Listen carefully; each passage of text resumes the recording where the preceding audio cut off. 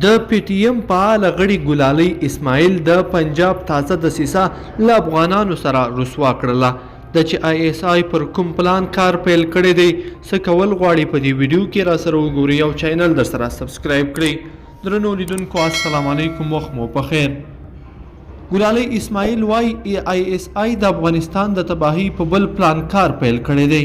مخکښه پښتنه مدني فعال او د پی ټی ایم غړي ګلالۍ اسماعیل د یوې ویډیو په خپرولو سره ادعا کړې چې د پاکستان استخباراتي اداره آی اس آی د افغانستان د تباه کولو پر بل پلان کار روان کړی دی. ویډیو کې ښکارېږي چې یو شمېر کسانو لاسونه ورکړي او د حزب الاحرار او جماعت الاحرار غږ پورته کوي او وایي چې دا جریانونه باید له تحریک طالبان پاکستاني سره یو ځای شي.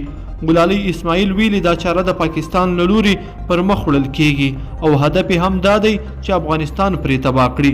په دې وروستیو کې داسې راپورونه خپاره شوي دي چې پاکستان غواړي طالبان د سولې پروسې سره یوځای او په بدیل کې یو بله ډله رامنځته کړي او افغانستان کې وجنګوي.